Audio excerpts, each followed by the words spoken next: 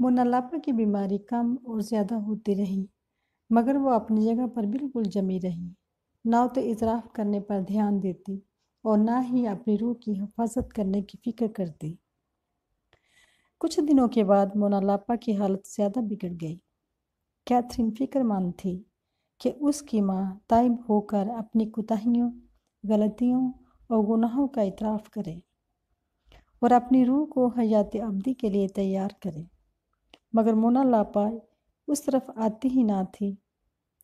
جب مونا لاپا کی موت کو خداوند نے کافی لمبا کر دیا تو اس نے چاہا کہ وہ اعتراف کا ساکرامنٹ حاصل کیے بغیر ہی مر جائے، تاکہ وہ یہ دیکھ کر کہ اس کی بیٹی خداوند کے پاس اس کے فضائل کے کتنے مزے لوٹتی ہے، وہ روحانی قوت اور معرفت خداوندی کی عظمت کا دیدار حاصل کر سکے۔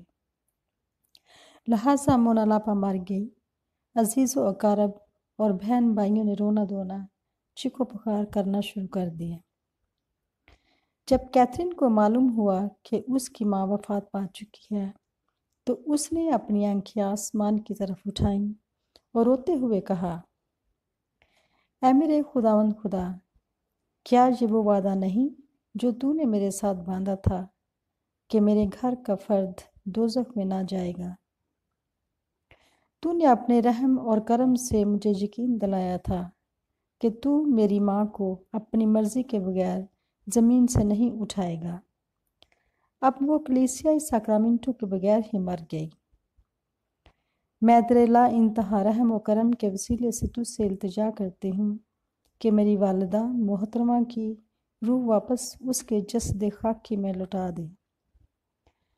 ابھی جب تک میں زندہ ہوں ادھر تیرے ہی چرنوں میں پڑی رہوں گی، جب تک کہ تو میری ماں کی زندگی کو واپس مجھے نہیں دیتا۔ اور وہ خداوند کے حضور اپنی سرگرم دعاؤں اور التجائیں پیش کرنے لگی۔ سینا کی کچھ عورتیں اور گھر کی خواتین نے کفن دفن کے فرائض سر انجام دیے۔ جنازہ اٹھانے والے بھی وہاں موجود ہوئے۔ خداوند کے الہام سے حاضرین وہاں سے بالکل نہ ہلے، وہ وہاں ساکت کھڑے رہے۔ وہ کیتھرین کا انتظار کر رہے تھے جو دعا کر رہی تھی۔ اس کے دل کی چیخو پکار آسمان کی بلندیوں کو چھو رہی تھی، اور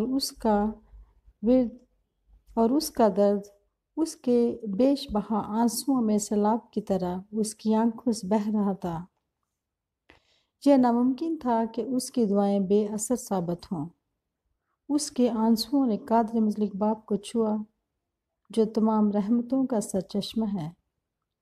اس نے کیتھرین کی التجاؤں کو قبول فرما کر مونا لاپا کی لاش کو چھوا، اور تمام حاضرین کی موجودگی میں مونا لاپا کے مردہ جسم میں حرکت ہوئی، اور اس کی روح واپس اس کے بدن میں داخل ہو گئی اور وہ اٹھ کر بیٹھ گئی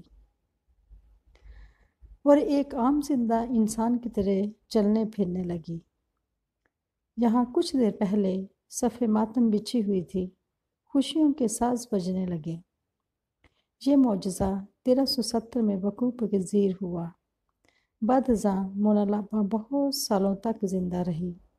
اس کی زندگی میں بہت سے درد، تکالیف، مصائب و مشکلات اور وقت کی غریبی جیسے واقعات پیش آئے، جن کی وجہ سے وہ موت سے ہمکنار ہونے کو تڑپتی رہی، بالکل اسی طرح جس طرح خداوند نے کیتھرین کو بتایا تھا۔